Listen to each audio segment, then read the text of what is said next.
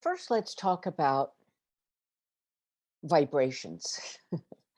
And I know that might seem a little bit esoteric, but it's not really once you have a grasp or an understanding of the fact that everything is in a vibrational state of nature. Okay. So, and just start with some real basics for listeners that are not quite accustomed to thinking in this way. You can look at it in a very concrete way that when you're happy, you're relaxed and you kind of vibe in outwards. Everything is just soft and easy. So those are all your love-based emotions: the happy, uh, the sharing, the caring, the kindness, the excitement, the hope, the looking forward to. These are all kind of expansive emotions. And then you can look at the other side: hate. You feel this contracted inside of you, anger inside of you. So, and then it'll explode. Boom. Okay, so it does go outwards eventually. Everything is going to eventually move in an outward space because our universe is expanding. But there's that moment of contraction, and those are what we call your negative emotions. So if you look at it in terms of the emotional state, that you're either in an expansive state or a state of emotionally expanding, and that is really moving into deeper levels of degrees of unconditional love and returning to our basic nature. And our basic nature is one of creation love. It's what we were created by, of, and from, and work with. And it requires the less energy to maintain a state of unconditional love. The hard part is just letting go and relaxing into it. Conversely, you can look at all of our past conditioning, and that creates states of fear. And fear is a contractive state, and it's where your ego intellect wants to manipulate what's going on because it wants to protect itself. And it's also using the creative force to project possible dire outcomes. Okay, so those are all contractive and controlling states. So if you look at everything as a state of vibration, you can look at evil as a state of contraction, explosion, control. Okay, contraction, explosion, control. And that will go to varying degrees of that. Okay, so that's the basic thing. The whole, so this is kind of like those vibrations are here. You can go way back and look at tribal wars, look at uh, uh, egoism. You can look at wanting to conquer. In my novel Waymakers, I have this race of beings called the Greyons, and their whole mentality is attack, conquer, consume. So it's attack, I'm going to own you, I'm going to consume you. And we all have a little bit of the Greyon in us, and we all have the unconditional love in us. It's just which one do you nurture? And then you get into the conversation of, is it nature versus nurture? Well, it depends on the state of the soul as it comes into born into the physical body, but it's coming from definitely a dimension that is much lighter than the dimensions here on Earth. And this is why one of our basic challenges as light workers is to, it really is people, but since I work with people who are working with vibrations of unconditional love in different disciplines, that's where I spend most of my time. But we're here to be our light of unconditional love. We're here to learn to love ourselves beyond that conditioning that we've learned, beyond the fear-based labyrinth that we create in our ego intellect, our human ego intellect, and to give love, to uplift those that are around us. So we uplift ourselves, and in the process, we uplift those around us. Or we reach out to those around us, and in the act of uplifting them, we are automatically uplifted.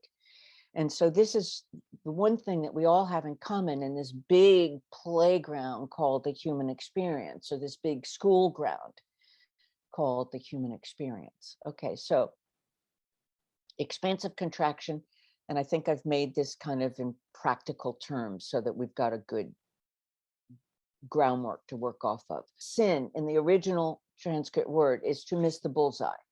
And what's the bullseye is that spark of infinite intelligence, omniscient wisdom, and omnipotent unconditional love that created us, and that unconditional love spark that is within us. Okay. And so you can look back in history at all of the different searches for meaning that humankind has gone through, whether it's through dual gods, multiple gods, the stars, the heavens, the sun, the earthquakes, the earth energies, you know, and they made these all gods. You can look through the Greeks, you can look through the Egyptians, you can look in the ancient Sumerians, you can look at all of the ancient religions, but all of the modern religions today, they're all man's or humankind's search for meaning, for answers, because we all are trying to get back home to our natural state of being, and that is unconditional love. Okay, so the concept of evil came about, oh, I'm not sure the exact year, so I'm going to kind of give a broad brush between 600 in the new time after the death of Christ, and 600 to 1100, somewhere in there.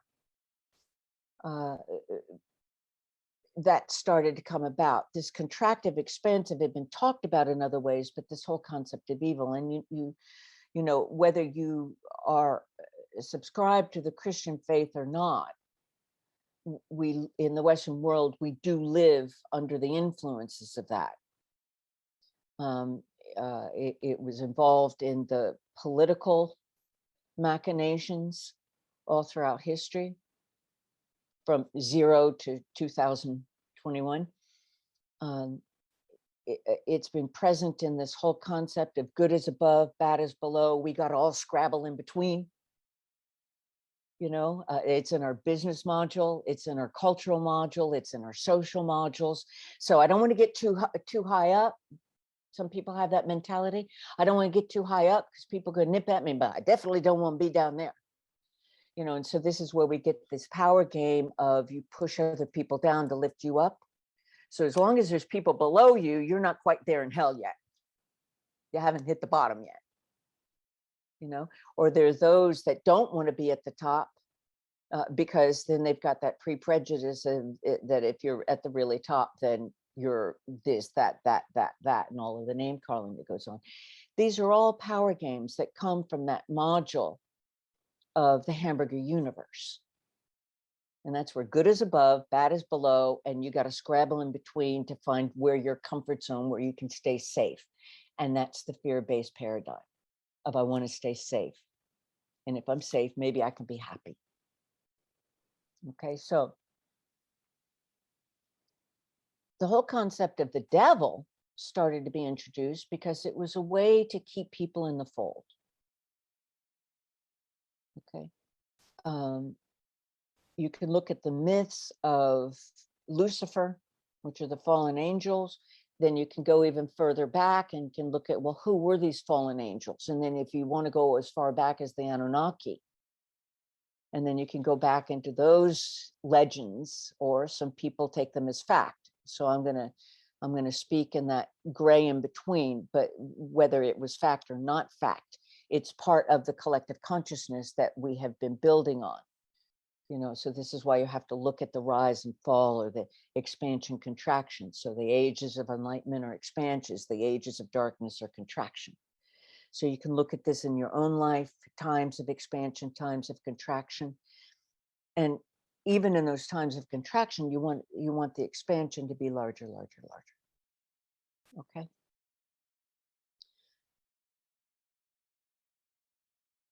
I was looking at, so this is kind of all of the basis of what is it, how did we get here? How do we deal with it? Now, there's within the light working community, there's a lot of people that want to say, well, no, evil doesn't exist. And and I went through that period of time. Where I'm sitting now, my lens says, well, wait a minute, that's kind of like unicorn, rainbows, and lollipop thinking. It is only energy. So if you start to say, oh, that's the devil, well, you're just creating contraction, fear, you know? Infinite, omnipotent, unconditional love. There's nothing greater. And or to turn it into the monotheistic God paradigm, there's nothing greater than God. God created everything. God is equally everywhere present. There's nothing greater than God. You know, so why fear that? Step into your best interpretation of God. Emanate your infinite, omnipotent, unconditional love. You know, if you're in the paradigm where, you know, you want to depend on an assistant, well, depend on that assistant, but you emanate that because there's nothing greater than that. And you can have a contractive thing coming at you, but if you are, it can't come in. Total evil is the total absence of empathy. And when I heard that, it was just like, and so you can look at back to the vibrations, and everything is on that polarity scale, total absence of empathy, and so much empathy there is absence of self. So those would be the two polar extremes. And where is the healthy thing in between? Empathy and the recognition of self, but not holding so hard onto that sense of self, because you need to remember you're living in your paradigm that is based on your conditioning and your experiences. But empathy is the key.